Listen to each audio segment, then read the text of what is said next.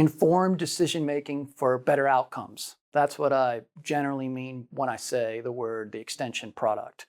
And throughout this presentation, I want to think about the implications of thinking about the extension product for enhancing the organization of outreach efforts in Canada and reflecting on differences between formal extension in the United States and outreach in Canadian public universities. Let me say before I begin to talk about formal extension in the United States or outreach activities at public universities in Canada, that it's worth reflecting on the previous efforts of people that have achieved excellence in recognizing their responsibilities as researchers to do effective outreach. And I want to begin by just talking about George Washington Carver, an amazing person by all accounts.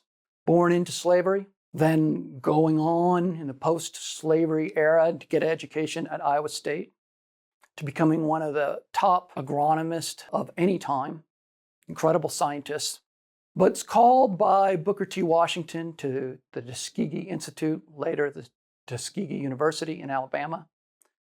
And there, as a researcher and teacher, he realizes that he has a responsibility to the rural farmers in the state to extend the information from his research and work to improve his research by interacting with rural farmers. Famously, he brought in cover crops to rural farmers whose land had been depleted by the growing of cotton.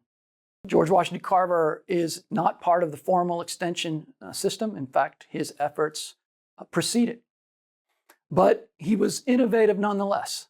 And he thought about, in his outreach efforts, he created the Jessup wagon, which is a wagon that he filled with tools and implements and went throughout the state demonstrating how his ideas and theories and research can be implemented and improve outcomes and soil quality and the economic outcomes of farmers throughout rural Alabama. That's the story of George Washington Carver. I now want to move to the middle picture of T.W. Schultz, who needs no introduction in the area of agricultural economics because he is the only agriculture economist to have won the Nobel Prize. But it's worth recognizing that before he won the Nobel Prize, he was a prominent leader in outreach efforts at Iowa State, as head of the department.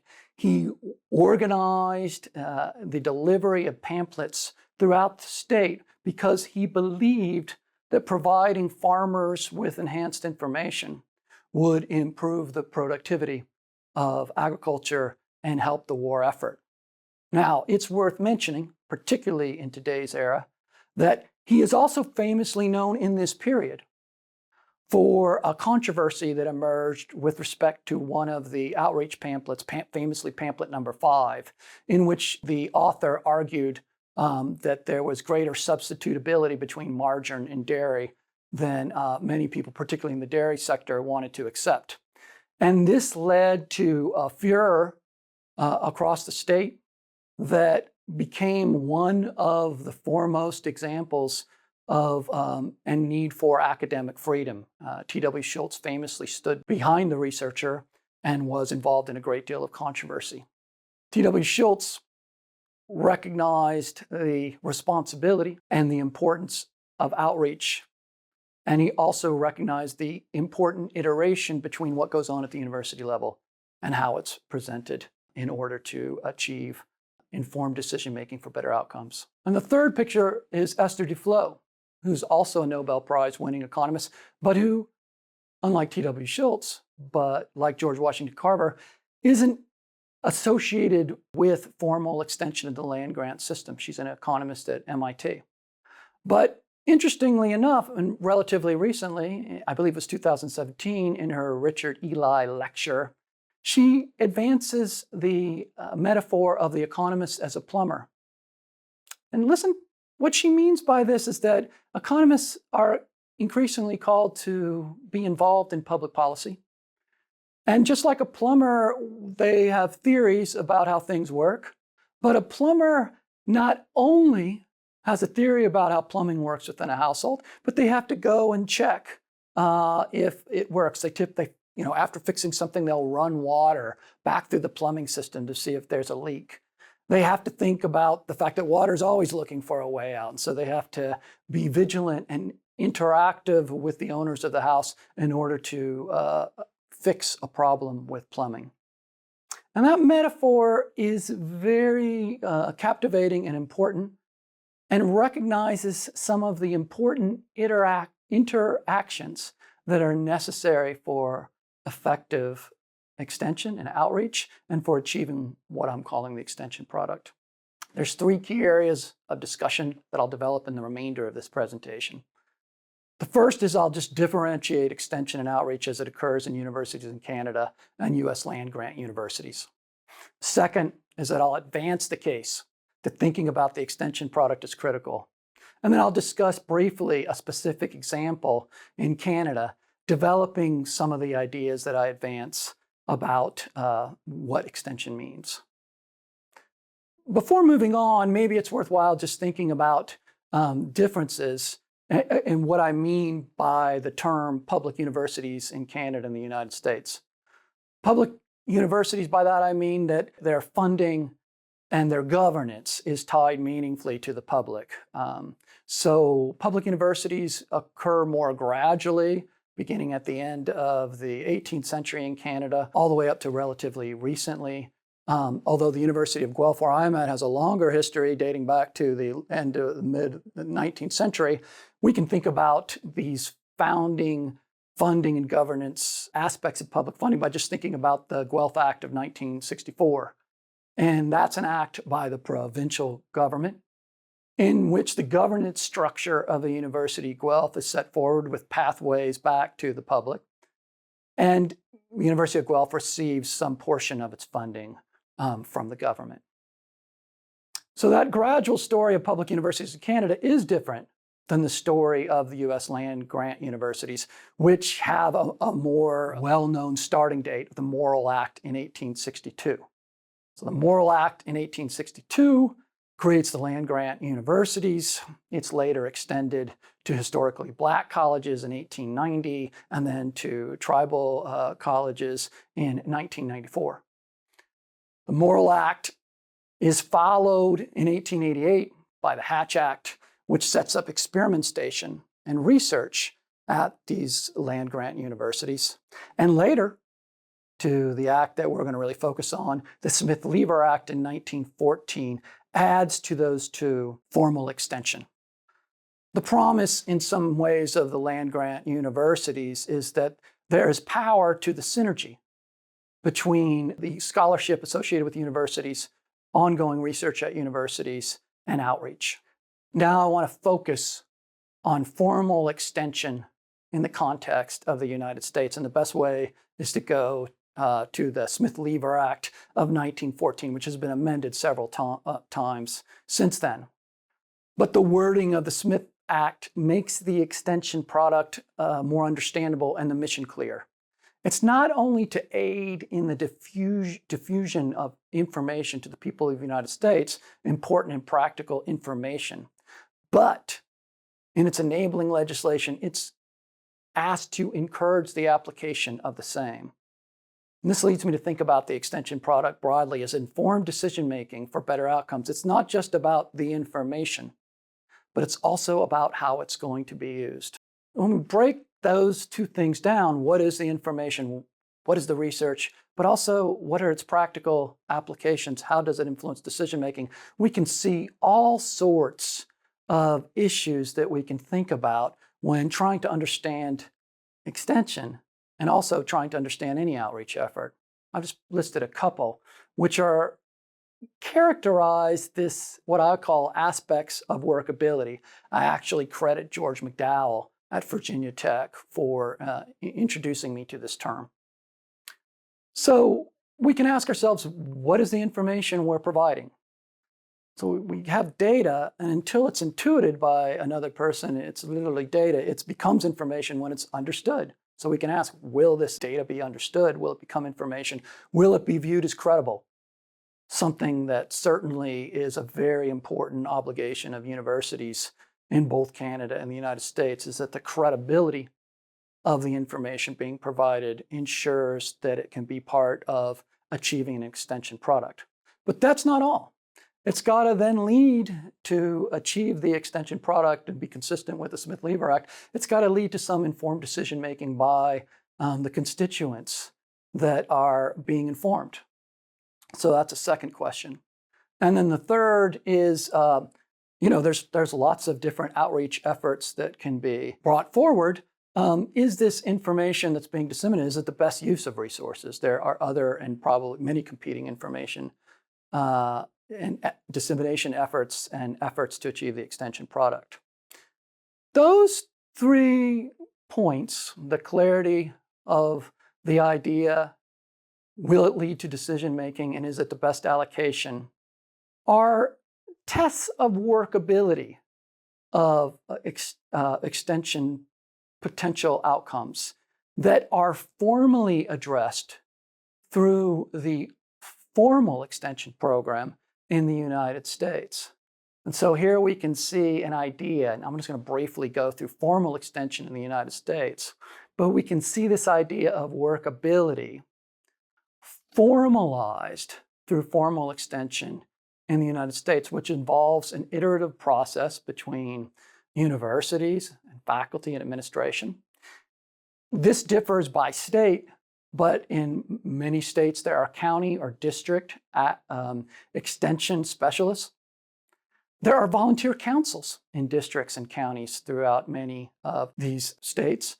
And this information flows up from the county level or the district level through volunteer groups all the way to establishing national priorities and influences a whole host of things at the land-grant universities, like the apportioning of specific responsibilities to specific faculty, the identification of the type of research extension programs that are going to be going on at the university level. The bet of the land grant is that the formalization of this process enhances the workability, that is, enhances the likelihood that the research will be clear, that its intended user will be able to use that information in meaningful ways that influence their decisions, inform decision-making for better outcomes, and that, given all the range of opportunities, that it's the best allocation. That workability in the United States is formalized, and it's an ongoing challenge. Different states do it differently. Different universities might feel that they have better extension programs than others because they have worked this process out. But it's an ongoing challenge. It is an ongoing challenge for outreach in Canada as well. But the public universities in Canada haven't formalized the outreach program in the same way. This is a mixed blessings of sorts, and so we can think about the pros and cons of this. On the one hand, the lack of formalization allows faculty a great deal of autonomy on how they want to do outreach and what they want to do outreach on.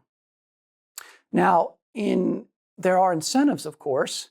At the University of Guelph, we have a relationship with the Ministry of Agriculture, and that ministry will have incentives and goals associated with various grant monies that they're willing to provide. So that there are incentives there. But the lack of the formalization at the granular levels within the county or regional governments all the way up means that professors have to figure out not only how to meet those outreach or research goals associated with grants, but they have to work out each time exactly how they want to create, or even if they want to create, an iterative process with the community on that. And my observation is it's relatively mixed. So the lack of formality adds a greater autonomy for faculty, but the workability that's institutionalized in the United States formal extension program isn't there to the same extent. And that means that there's a challenge for leadership at the university level to help achieve an extension product or help achieve good outcomes. And that requires, I believe, thinking about what the extension product is, but also thinking about the iterative processes that are needed to ensure that the information provided enhances decision-making to achieve better outcomes. And I want to briefly give an example of how my experiences in the United States through formal extension really informed the way I do outreach activities at the University of Guelph for the last 20 years, where formal extension isn't at play. And I'm not going to make a lot of points about the extension output particularly, but I'm going to talk about the processes, the interactive, iterative processes that have been built into this project to help ensure it's an extension product. So even prior to 2016, when we provided the first information at the county level about farmland rental rates, in Canada, that information hadn't been available on an annual basis in Ontario till we started in 2016. Prior to that, we set up to explore this project a farmland oversight committee. And that committee was comprised of farm groups whose constituents were farmers, government agencies who might be funding the activity, farm assessors and assessors who are interested in understanding the relationship between farmland values and rental rates, groups like FCC, Farm Credit Canada, who are a primary loaner to farmers. These groups all came to the table and talked about what the value of a rental survey might be. And we established a series of iterative protocols that would occur. So not only would we create a survey, we would review that survey on an annual basis. We talked about the need for transparency, the kind of turnaround that farmers would need to get. We generally do the survey and then provide the information back to the farmers within 4 months. We created an iterative set of relationships that have persisted to the present over 10 years. And much of the thinking about how to formalize that was informed by my experiences of thinking about formal extension. So we can see some of the outcomes in terms of the subsequent decision-making. So for example, we knew, because we had them at the table, that there was workability in this information. So we're not surprised to see groups like OMAFRA using the data in their own research. OMAFRA is the Ministry of Agriculture in Ontario, provincial government. We've also seen groups like Farm Credit Canada, who also had been examining rental information, starting to now provide rental information as well. We're excited to have influenced those kind of decisions. We also know from the groups that we work with, who are part of the oversight of the program, that farmers and landlords are using the information in ways that we expected them to, because the workability of the project was built into the process throughout. So we know that farmers help it to make a variety of investment decisions and also help to benchmark their own rental rates. And they can use that when thinking about moving forward with what rental rates should be in the future. I've also been able to use it in my classroom and to do research, and I've just given you a reference to an article I wrote that develops that. I want to step back and end with this idea that informed decision-making for better outcomes is an extension product that helps achieve excellence in research and our aspiration for improving life. And that the visions of excellence that the three people here put forward, in some cases long before formal extension even existed, that vision of excellence is still meaningful and pertinent today, and it remains an opportunity for the future.